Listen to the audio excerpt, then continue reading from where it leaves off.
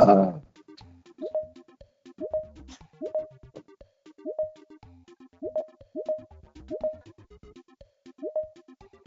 ah,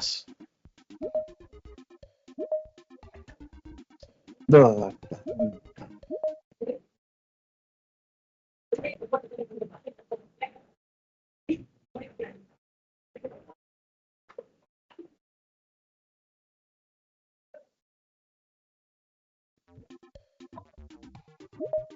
Nos vamos. Bueno, muy buenas noches, apreciadas y apreciados estudiantes. Bienvenidos y bienvenidas a esta segunda épica del curso Gestión y Administración Educativa.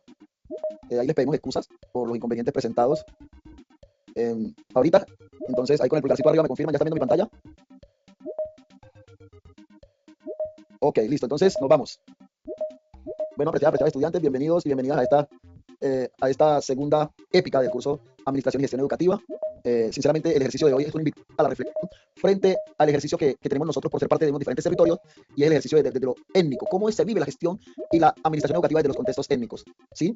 Para ello, los invito a... Bienvenidos. Hoy iniciaremos un acercamiento a la administración y gestión educativa en contextos étnicos, un aspecto clave para comprender cómo se organizan y fortalecen los procesos educativos en comunidades diversas. La gestión educativa reconoce el valor de la identidad cultural, los saberes ancestrales y las dinámicas propias de cada comunidad. Más que administrar recursos, se trata de construir procesos educativos inclusivos, pertinentes y respetuosos de la diversidad. En este espacio exploraremos cómo fortalecer la educación desde una perspectiva intercultural. Entonces, como ustedes lo escucharon ahí, la idea es fortalecer este espacio desde una perspectiva educativa, intercultural y étnica que nos permita a nosotros reflexionar. ¿Reflexionar que a partir de 1991, ¿sí? Colombia renueva su constitución en un artículo 7, Colombia se autorreconoce como un país multiétnico y pluricultural. Ese ejercicio de reconocimiento lo hace en el 91 para decir, bueno, venga, entendemos que somos diferentes, que hay mucha gente, que Colombia no es un estado identitariamente unitario, ¿sí? Culturalmente unitario, sino que reconocemos que hay una variedad cultural de la cual hacemos parte nosotros, ¿sí? Entonces, ese ejercicio nos invita a que reflexionáramos frente a qué pasa con Colombia. Luego, la Constitución da paso al artículo 67, que nos invita a nosotros a crear un sistema educativo. Pero un sistema educativo que da respuesta a las necesidades de quién, ¿sí? Entonces nace la ley 115, como esa ley que dice, bueno, vamos a mirar cómo se trabaja la educación, y abre su capítulo 3, y abre el artículo 55, y empieza a decirnos, bueno, ahí están las otras educaciones, ¿sí? Está la educación para pueblos étnicos, está la educación para adultos, está la educación para personas con limitaciones físicas. Entonces va como distribuyendo, y entonces aparece el decreto 04 que empieza a decirnos, bueno, ¿cómo vamos a trabajar nosotros el tema de la educación? Y desde la ley 715, ¿sí? Empezamos a hablar un poquito nosotros de todo este ejercicio de cómo se va a hacer un proceso de gestión y administración desde lo educativo, ¿sí? Entonces es empezar nosotros a reflexionar frente a todos estos momentos históricos que buscan como, bueno, muchas luchas sociales llevan a que empecemos a decir, bueno, ¿cómo se está dando? ¿Cuál es el sistema que hay en educación? El año pasado, por ejemplo, los pueblos indígenas lanzaron su sistema de educación indígena propio. Entonces eso nos invita a reflexionar de que, bueno, hay varios sistemas. Ya estamos hablando de que Colombia se divide como en tres grandes sistemas de educación. Uno que es la educación intercultural, que es el que se acoge como el mayoritario. Otro que entra a hablar como la educación que se está escogiendo directamente para los pueblos afro. Y entramos a hablar del decreto 0841 que nos habla de nosotros, o el 841 que nos habla directamente de lo que es el CEI, la educación para los pueblos indígenas, ¿sí? Este ejercicio nos permite a nosotros empezar a decir, bueno, entonces, si tenemos estos tres grandes esquemas, ¿por qué nos seguimos rigiendo por un solo sistema educativo? Entonces ahí es donde tenemos que preguntarnos desde lo ético, desde lo étnico, cuáles son los fundamentos que llegan a fortalecer y las leyes que llegan a fortalecer todo este esquema de la educación étnica. Entonces, ¿qué sea esto? Por una lucha que tienen los pueblos por un ejercicio que es la autonomía territorial. Entonces hablamos de todas esas leyes de ordenamiento territorial que nos permiten a nosotros llegar a pensarnos en unos momentos históricos de la ley. Entonces tenemos unos fundamentos que son políticos, que nos permiten a nosotros empezar a pensarnos todo esto de lo político organizacional, y aquí entramos a hablar del artículo transitorio 55, que da origen a la ley 70, la ley de comunidades negras, que también empezamos a decir, listo, los pueblos indígenas a partir de la ley 21 de 1991, soportado todas estas leyes en el convenio 169 de la OIT, ¿sí? Empezamos a decir que, bueno, hay unos derechos de los pueblos étnicos y tribales en el mundo, y en Latinoamérica y Colombia se acoge a ese convenio. Entonces empezamos a hablar ahí de autonomía territorial, de gobierno propio y de articulación. Entonces hablar de que hay unos grupos étnicos en Colombia que están siendo atendidos desde las administraciones y las gestiones educativas que son muy globalizadas, a veces nos lleva a nosotros a entender esto como unos procesos totalmente diferentes. Entonces, uno va a decir, bueno, lo que ejerce el territorio, ¿qué pasa en el territorio? La administración étnica en la escuela, en los territorios, ¿cómo se gestiona? Entonces nosotros tenemos toda la estructura de gobiernos escolares, pero estamos en unos territorios y tendríamos que preguntarnos, ¿la educación que estamos nosotros recibiendo en los contextos étnicos sí responde a las necesidades culturales, sociales, económicas y políticas de los territorios, o está dando respuesta a las políticas centralistas, a las políticas gubernamentales, sin tocar los territorios? ¿Sí? Entonces, empezamos a implementar esta estructura que hoy ha dado la posibilidad de que empecemos a reorganizar, empezamos a hablar de lo que son los PEC, ¿sí? Los proyectos educativos comunitarios, que hoy algunas instituciones indígenas ya están hablando de los PECTIS, ¿sí? Algunos pueblos están hablando de proyectos no educativos, sino etnoeducativos, ¿sí? Y miren que aparece un elemento que es muy interesante, es el comunitario. El elemento comunitario que nos permite a nosotros empezar a decir qué papel juega la comunidad en este desarrollo, ¿eh? Entonces, miren que este es un ejercicio de un documento que hablábamos nosotros, le hemos hablado a ustedes en los encuentros anteriores, desde la web confer y desde las épicas, que no son elementos netamente burocráticos. Es como nosotros, desde las comunidades, empezamos a entender todos estos procesos y empezamos a avanzar en diferentes ejercicios, ¿sí? Entonces, hablamos un poquito, ¿no? De la ley 115, el decreto 804 y el ejercicio de la administración educativa. Yo quisiera que ahorita en este mismo ejercicio, voy a salir un poquitico, les voy a, en este momento, bueno, voy a compartirles primero un video, ¿cómo se llama? Una que tengo por aquí que les va a gustar mucho. Vamos a hacer esto más interactivo, por les decía, no nos vamos a demorar mucho, pero sí necesitábamos que la persona que estaba curiosa nos dejara avanzar. Yo les voy a compartir este link, les voy a compartir este link para que vamos desarrollando Canva. ¿Listo? Ahí está el link y vamos a ir desarrollando este ejercicio en Canva. Un código, el código que van a colocar, si les pide un código, el código es, bueno, lo voy a copiar aquí para que lo tengan ahí. Pide un código. Entonces, vamos a ir, tenemos 10 preguntas. Vamos a ir haciendo este ejercicio ahí súper interesante de ir desarrollando Canva. Yo voy a ir mirando cómo se va dando con ustedes el desarrollo del Canva, de cuántas personas van ingresando y cómo vamos desarrollando, ¿sí? Para que vamos desarrollando ese ejercicio que tenemos allí. Si alguno de ustedes tiene el celular, está en el computador y puede, también podemos escanear este código QR para que podamos ir también ingresar al desarrollo del ejercicio en el Canva y respondiendo las preguntas. Nadie la va a responder mal, nadie la va a responder bien, hagamos el ejercicio de responderlo, porque esto nos va dando unas herramientas para que empecemos a empezar a ver que hay una necesidad de hacer otro ejercicio. Ahí veo que ya se están conectando, ¿sí? Exacto. Son 10 preguntas, tendríamos casi que 10 minutos para este ejercicio que estamos desarrollando ahí, muy interesante. Ok, seguimos ingresando y vamos desarrollando el ejercicio. ¿Sí? Entendamos y seguimos entendiendo el ejercicio como desde esta mirada que tenemos nosotros, desde los pueblos étnicos, para ir empoderándonos de todo este proceso de educación intercultural que nos permita a nosotros avanzar frente a algunos desafíos que tenemos en los procesos educativos que a veces no nos dejan avanzar. ¿Sí?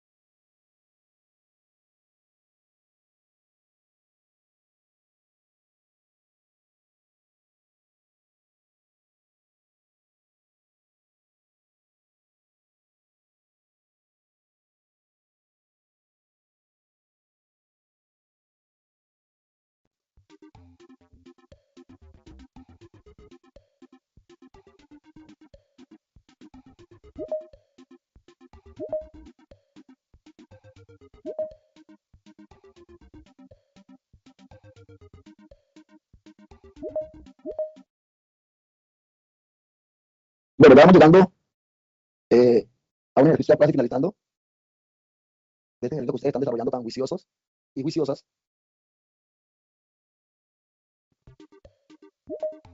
Bueno, entonces, yo creo que ya llevamos tiempo. Ahí los que van terminando con pulgarcito arriba nos van indicando, los que ya van terminando el ejercicio.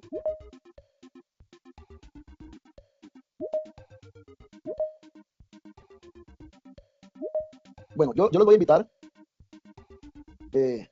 a que recordemos algo. Vamos a recordar algo que es muy interesante para que retomemos el ejercicio desde aquí, desde esta mirada, ¿no? La administración y la gestión escolar son procesos diferentes pero que van a la par.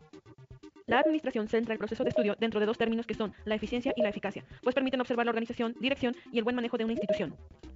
En tanto que la gestión educativa es la capacidad que tiene una institución para generar relaciones adecuadas entre la estructura, la estrategia y recursos humanos con los objetivos superiores de la organización y así lograr lo que se desea. La escuela, directivos y docentes se encuentran enfrentando un reto debido a que la gestión educativa está sucediendo a distancia. La comunidad educativa enfrenta entonces un entorno adverso. Sin embargo, tanto maestros, padres de familia y alumnos estamos desarrollando y adquiriendo habilidades que antes ocupábamos muy poco. Así que no todo está perdido, porque a partir de la adversidad estamos fortaleciendo el sistema educativo, desarrollando nuevas maneras de comunicarnos y sobre todo de mediar el conocimiento.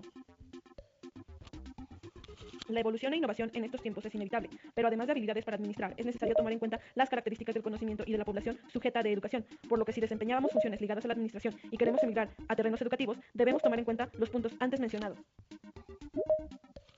El documento que norma la misión y visión de nuestra institución educativa es el Programa Escolar de Mejora Continua. Mientras más se conozca el contexto, los objetivos y metas responderán a necesidades reales de la comunidad y por lo tanto los integrantes de esta comunidad educativa se sentirán más comprometidos con la institución.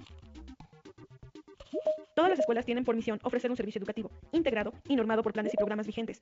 Sin embargo, el cómo ofrecerán este servicio es lo que las hace únicas e irrepetibles, pues dependerá en gran medida de la organización de sus talentos y recursos.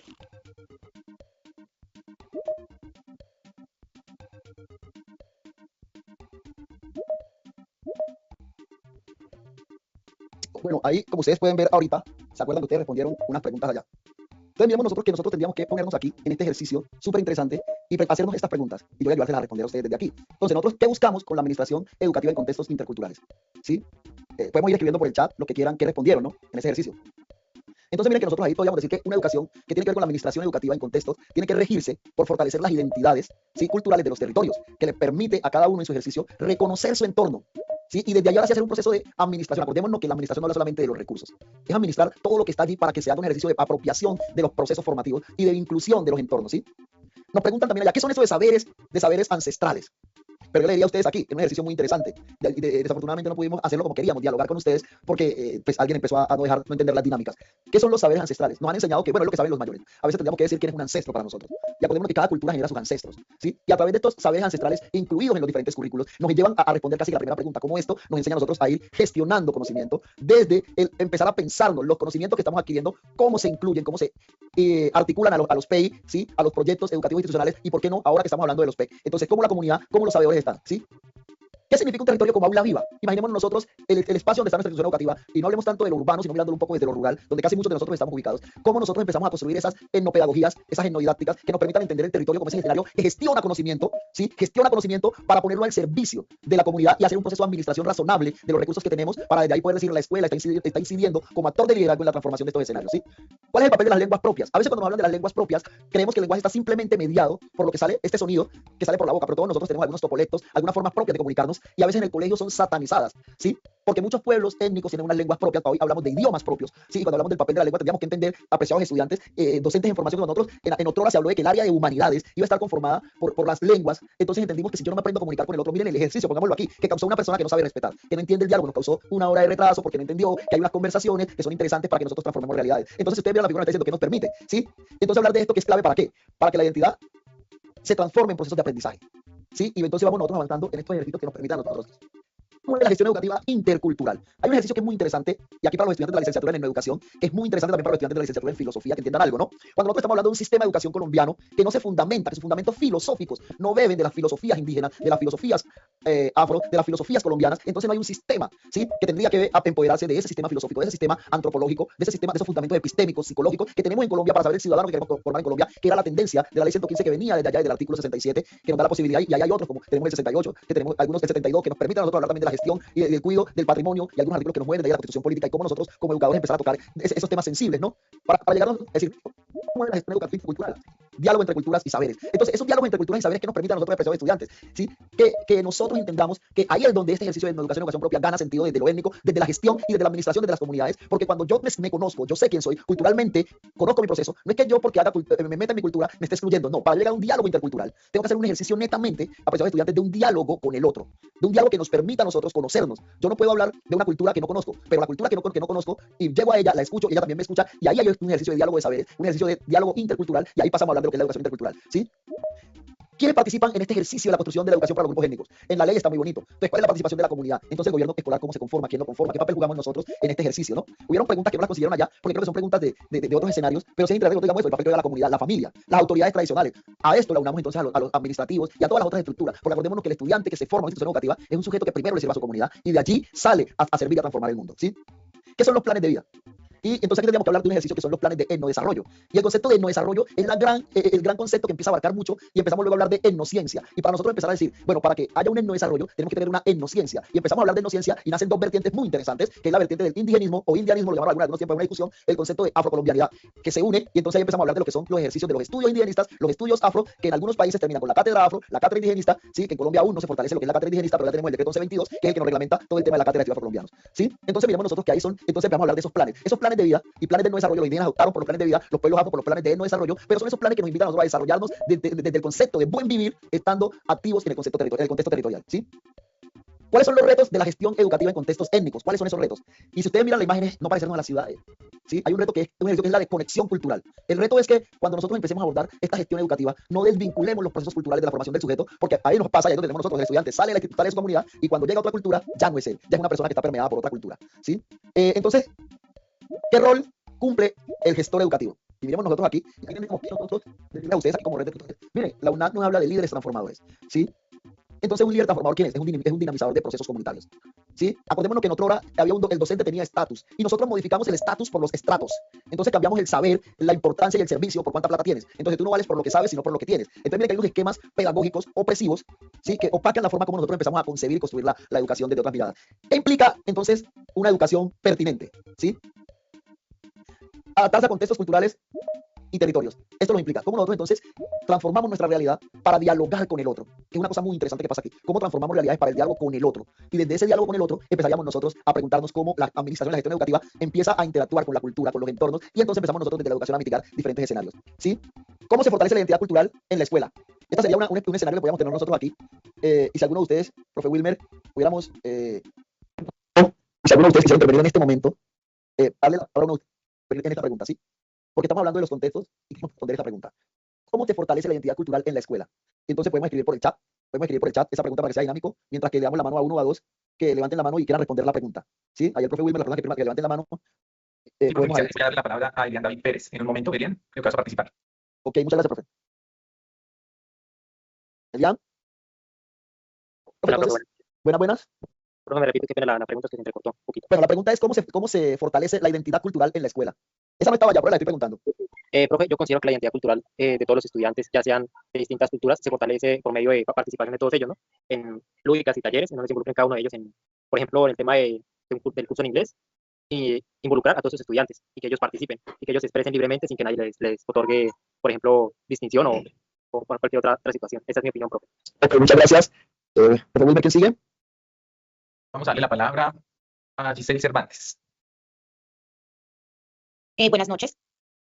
Primero que todo, yo considero que la identidad cultural se fortalece a partir del respeto. Pienso que primero que todo el docente debe hacer un ambiente en el aula que sea ameno, en el cual no se noten estas divergencias, no se noten estas diferencias y todos sean tratados e incluidos por igual en las actividades. Y en segundo lugar, creo que la identidad cultural se fortalece por medio de una planeación de actividades muy consciente en donde se involucre el entorno del estudiante, su contexto real, para que se pueda generar un aprendizaje significativo y asimismo el estudiante tenga la oportunidad de interactuar no solo con el entorno, sino que a partir de la interacción con el entorno pueda dar a conocer sus saberes ancestrales, sus vivencias personales y el conocimiento que tiene de su propia cultura a sus compañeros, de manera que no se note como una clase más o una temática más, sino como una vivencia significativa en el aula. Muchas gracias, profe. De silencio el micrófono, profe Miliciones. Profe Wilmer, continúa, escuchamos un estudiante más y avanzamos a la segunda pregunta. O escuchamos dos más. Primero, le vamos a dar la palabra a Lady Carolina Gutiérrez. Buenas tardes, qué pena. Profe, no sé en qué espacio vayan a dar la palabra a los estudiantes, porque no me he podido comunicar con nadie y tengo una cuestión académica urgente. Bueno, al final revisamos quién es tu tutor y te contactas con él. Entonces vamos con Laura Magdalena Sierra.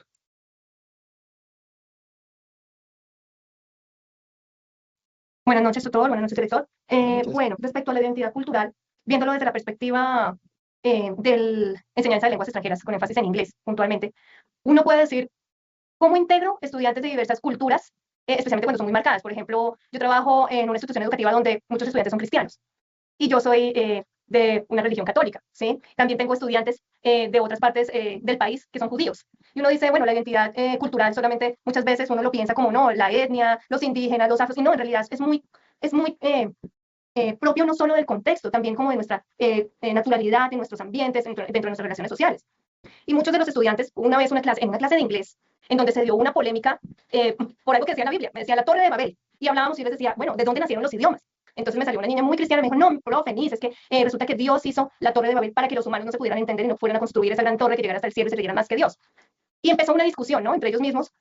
Y yo dije, bueno, listo, hagamos lo siguiente, yo voy a traer la Biblia. Me fui hasta la Biblia, les mostré la Biblia y nos pusimos a traducir esa sección, ¿sí? Ahí fue donde yo sentí que relacioné esas identidades y diferencias culturales, en este caso religiosas, que cada uno tiene, a partir de un texto, ¿sí? E incluimos eso dentro de la dinámica del aprendizaje del inglés. Y para ellos, la verdad, fue muy satisfactorio que yo me saliera como del currículo, del programa, de la estructura, y yo no les dije en ningún momento a ellos, oiga, concéntrense en la clase. Bueno, listo, vamos a ver qué de esto que me están indicando ustedes que quieren dialogar, discutir, comentar, lo podemos integrar en la lengua extranjera.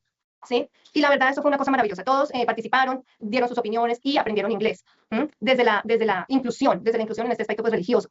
Y no hubo esos sesgos, no hubo esas críticas, etcétera, que normalmente uno ve cuando habla de religión. Ese era mi aporte, profes. Muchas gracias. Hola, hola, ¿sí mira mi pantalla? Hola, hola, hola, ¿me escuchan? Hola. Sí. Bueno, ¿sí están viendo la Todo pantalla? se escucha. La pantalla la están viendo, dedito arriba. Bueno, yo quiero, a raíz de este comentario, este último comentario que nos hace la compañera, yo sí quiero que nos tengamos una reflexión muy interesante frente al ejercicio de lo que es la educación intercultural, ¿sí? Yo quisiera que lo reflexionáramos muy, muy profundo el ejercicio de lo que es la educación intercultural, porque es una tendencia a confundirse, una tendencia a confundir la educación intercultural y un muy mal proceso de gestión educativa, ¿sí? Porque nosotros vamos a creer que la educación intercultural es un proceso que nos permite solamente hablar de negros, indígenas y rom, que son los que están por ley establecidos en Colombia. Pero si nosotros miramos la ley, nos está diciendo, venga, estamos hablando de grupos étnicos. Y lo que tú estás diciendo es muy interesante, porque estamos hablando de grupos étnicos. Y una cosa es un grupo étnico y otra cosa son grupos o son las culturas. Yo puedo tener una persona que no puedo catalogarla por color de piel. Entonces a veces los grupos étnicos se catalogan por color de piel. Yo les haría una pregunta a ustedes. ¿Será que un indígena Curipaco, un Sicuani, un Embera, un Guaunán, un indígena un Paese, un indígena de la Sierra Nevada tienen la misma cultura? Ahora, una persona afrodescendiente del Pacífico Norte o del Pacífico Sur, es decir, Guapi, de Bocas de Satinga, de Nariño, del Chocó, culturalmente son lo mismo. Una persona mestiza de Bogotá, de Popayán, de Medellín, tiene la misma cultura, así tengan el mismo color de piel. Ahí hay un ejercicio que tendríamos nosotros que reflexionar y muy interesante porque allá me lleva esta reflexión. ¿Cómo nosotros desde la escuela trabajamos estos ejercicios si no tenemos un ejercicio de un contexto étnico con claridad? ¿Cómo transformaríamos nosotros, que nos estamos formando como docentes del siglo XXI, donde todas estas discusiones ya están puestas en la mesa, desde la religiosidad, que mira cómo la religiosidad también que hace parte de la cultura, termina incidiendo en un sujeto que se mete en una comunidad religiosa, que adquiere unos hábitos, que esos hábitos con el tiempo se vuelven unos hábitos culturales, que son de unas subculturas dentro de unas culturas marco que se van generando y van haciendo unos diálogos a veces muy distantes de los mismos territorios, ¿sí? Y desde ahí entonces nos haríamos nosotros, porque estoy de acuerdo con lo que ustedes dicen, o sea, si ese diálogo, si la escuela no incide en incluir los saberes, en unas prácticas culturales, en permitir que los niños exploren, se conozcan, sean. Ahora, eso que la niña hizo, que los niños también digan ellos quién son. La escuela debe permitir eso para hacer un ejercicio bien interesante del ejercicio de la administración. Pero nos tendríamos otra pregunta, no vamos a cambiar la pregunta. ¿Sí? ¿Qué relación existe entre la educación y el territorio? ¿Ustedes creen, ahora vamos a hacerla diferente, ustedes creen que las escuelas que ustedes han visitado, que ustedes conocen, relacionan, vamos a escuchar 3 personas apenas ahorita, tienen relación la educación y el territorio? ¿Sí hay relación en ese ejercicio de educación-territorio? 3 personas que bajen la mano los que están, que vamos a responder y la tengan ahí, o le damos la mano a esas 3 personas que están allí. Profe Wilmer. Entonces, no sé si yo tengo por acá a Lady Carolina. Lady, profe Wilmer. Aquí estoy atenta, profe Milciades, le apoyo con el micrófono. Ah, ok, muchas gracias, mi profe. A la estudiante que tiene la mano ahí con la 1, Lady, no sé si vaya a responder esta pregunta. ¿Qué relación existe entre educación y territorio? Lady. Los que no, podemos también ir respondiendo por el chat. Acordémonos que es súper interesante. Desde la épica pasada le venimos diciendo, ahorita más tarde vamos a arrojar el listado de asistencia, pero también es interesante que nosotros vamos también evidenciando con pantallazos, con las interacciones, que es muy interesante que vamos interactuando, ¿no? Uno se da cuenta que hay estudiantes que comparten unos pantallazos, y se los vamos a decir aquí en la épica para que nos demos cuenta. Unos pantallazos que comparten los compañeros, pero no asisten a la épica, o simplemente esperan el momento de llenar el listado de asistencia y ponerse ahí, como uno dice, la asistencia en el listado, pero ya no se nutren de este ejercicio tan interesante. Profe, entonces, ¿hay algún otro estudiante? Vamos a bajarle la mano a los estudiantes que tienen arriba, que los estamos llamando y no responden. Entonces vamos con Juan Camilo. Profe, el profe. ¿Camilo? Sí, Juan Camilo. Adelante, Juan Camilo.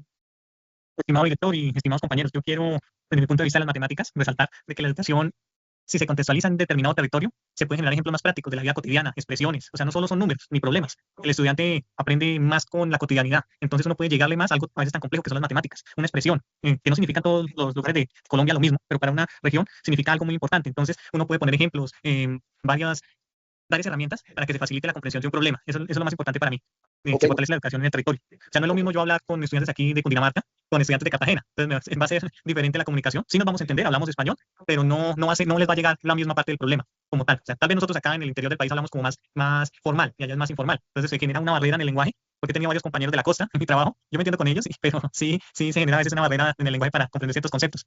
Muchas gracias por atenderme. Ok, Juan, muchas gracias. Eso es súper interesante mientras que se prepara Marta Liliana.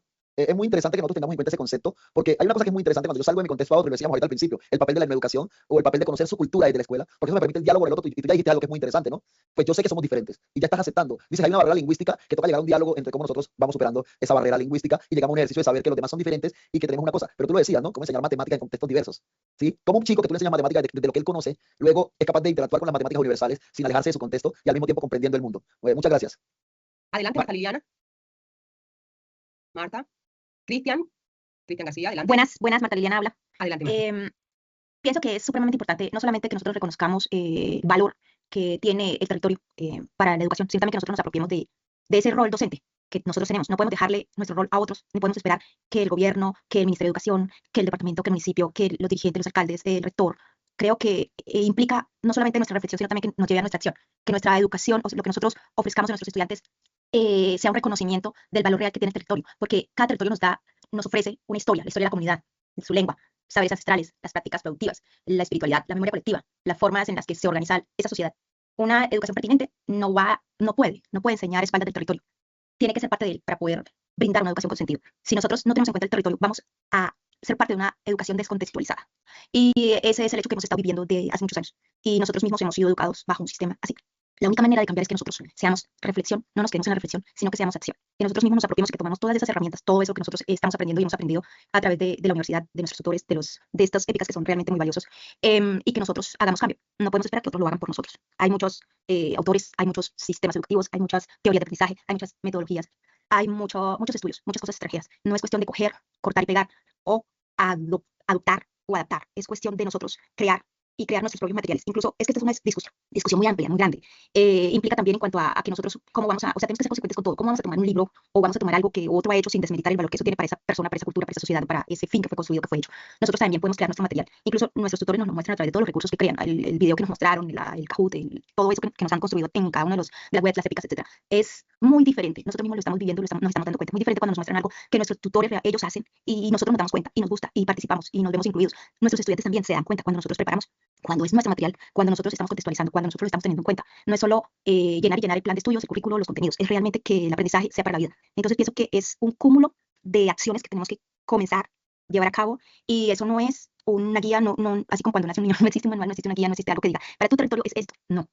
Para este otro territorio es esto, no. Nosotros mismos tenemos la seguridad, tenemos las capacidades que nos está brindando la Universidad de la Educación, pero no podemos quedarnos recitando, tenemos que analizar el contexto, las necesidades y demás, preparar y brindar esa educación contextualizada y que realmente sea significativa y que realmente haga cambio en la vida y que nuestros estudiantes se sientan representados y sientan que también nosotros, a través del diálogo con ellos, con nuestra comunidad, con los padres de familia, con la sociedad y demás, los involucremos y demás. Y todos vamos a ver ahí un cambio, pero no podemos esperar que nadie lo haga por nosotros, y mucho menos los gobernantes o el sistema educativo, el Ministerio de Educación.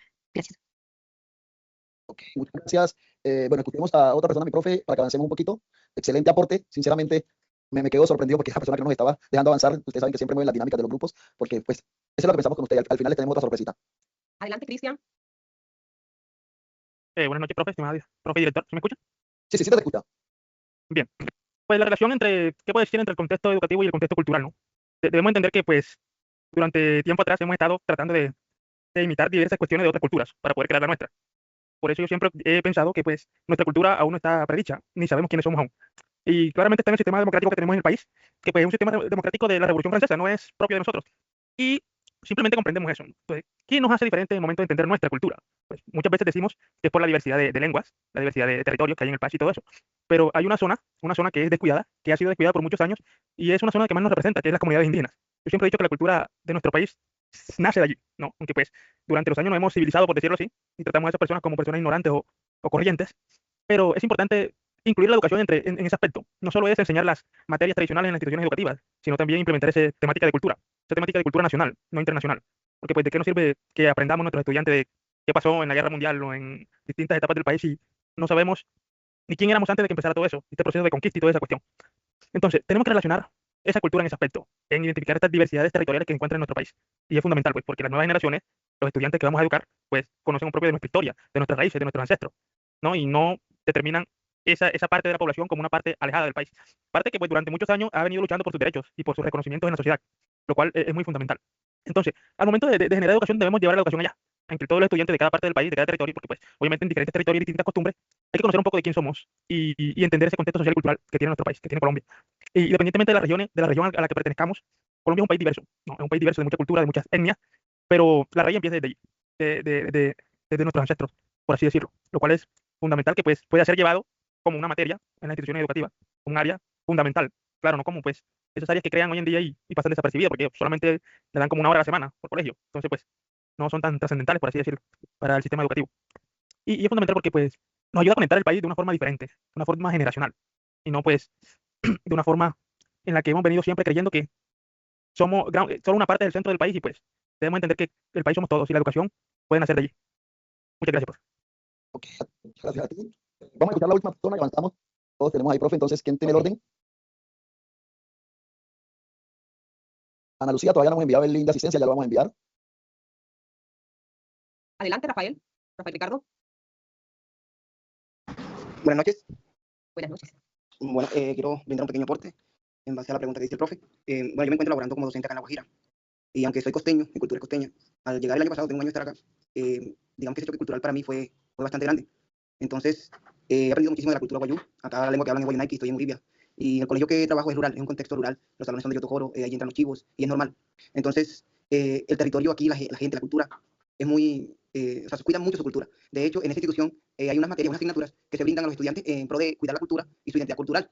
Una de esas se llama Cultura y Lengua, y hay otra que se llama Guayunaiki. Aquí hay estudiantes que llegan de Venezuela, estudiantes aquí mismo de Colombia, y bueno, creo que sí, el territorio aquí como tal se ha tomado, digamos, como esa tarea de que esa cultura, esa identidad cultural, esos saberes ancestrales, de lo que significa la tierra, lo que es la lluvia, o todo o sea, en la lengua que he aprendido, hay unas palabras que ellos lo narran, y me he enterado de que esos mitos y esa leyenda le dan a uno como una nueva forma de ver la vida o ver el mundo, que eso por lo menos yo que soy estudiante de lengua extranjera, esta es una lengua que para mí me ha enseñado más que todo cómo he entrado a ver el mundo desde el punto de vista cultural del guayú acá en la tierra en la que estoy. Entonces, de hecho, en todo lo que he aprendido y lo que llevo de experiencia, ya yo escribí un libro en el cual estoy narrando mi experiencia como docente en un personaje que es un estudiante que llega desde la ciudad y se enfrenta, digamos, a esta cultura. Entonces, para mí acá en este territorio se tiene en cuenta el territorio a la cultura y los saberes. O sea, eso acá es una manera en la que incluso se le abre un espacio en las asignaturas que dan en la institución. Es una institución intercultural. Eso era todo. Muchas gracias. Gracias, Ricardo. Bueno, entonces vamos a avanzar en este ejercicio para que hagamos el último, que tenemos aquí pendiente, y es muy importante, sinceramente, una de las cosas que nos hemos propuesto nosotros aquí en la red de ustedes, justamente es escenarios sean para ustedes escenarios de que les llegue información, de diálogo, pero desafortunadamente en ocasiones no se nos permite, por la misma forma como algunos estudiantes, pues conocemos todas las problemáticas, pero también tenemos que apoyarlo y no ha sido un todo que ha presentado muchas dificultades, pero estamos aquí para ayudarlo en todo esto. Entonces, ¿qué busca con la participación comunitaria? Sinceramente, todo eso que ustedes han dicho, ¿sí? Cuando llegamos a la participación comunitaria, estamos buscando un ejercicio también. Miren, cómo cuando la comunidad participa, si hay un ejercicio de innovación, ¿sí? Se toman mejores decisiones educativas y todo lo demás. ¿Qué caracteriza un currículum educativo? ¿Sí? Entonces, miremos que aquí nosotros estamos hablando de todo este ejercicio que se vende desde el contexto, desde el rigor, desde la diferente forma, ¿sí? Entonces, ¿cuál es el objetivo de la educación en estos contextos? Ya ustedes lo han dicho hasta ya no más, ¿sí? Es un ejercicio que nos permite avanzar en diferentes manifestaciones.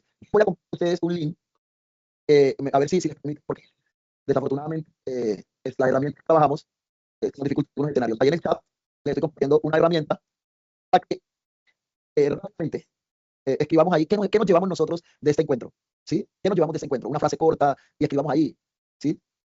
Y entonces vamos avanzando en ese ejercicio y yo les voy a también ir dejando, ahorita que avancemos allá, voy a compartirles también el link del listado de asistencia.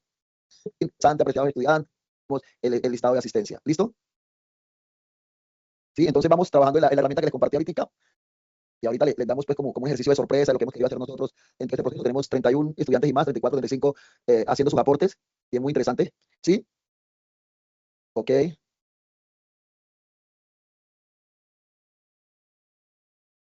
Recordemos que ahí estamos, le vamos en la parte de abajo, también dice añadir comentarios, y vamos escribiendo, vamos añadiendo comentarios hasta que avancemos. Recomendación uno para todos ustedes, apreciados estudiantes.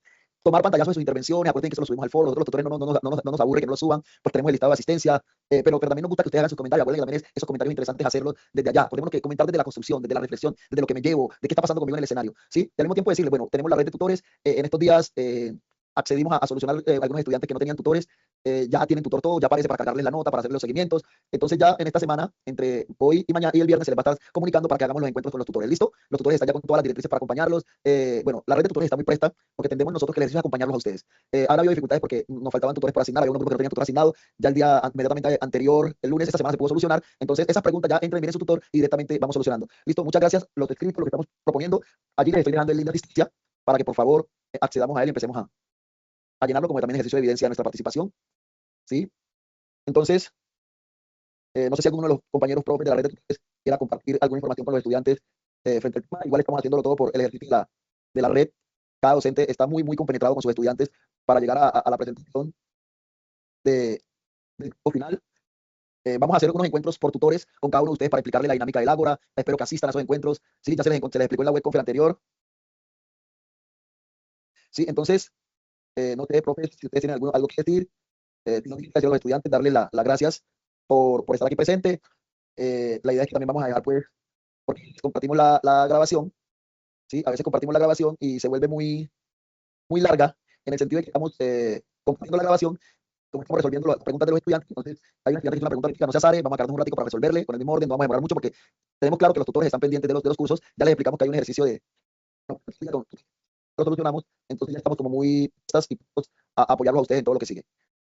Entonces, bajo esta mirada, para darles las gracias a ustedes, apreciados estudiantes, por conectarse, por estar aquí, por haber sido tolerantes con el ejercicio que se presentó por algún compañero pues, que no entiende que a veces las libertades que nos dan es para que seamos agentes de no construcción, sino de destrucción. Estamos en un proceso de formación todos, nosotros estamos para esto, estamos en la recta final.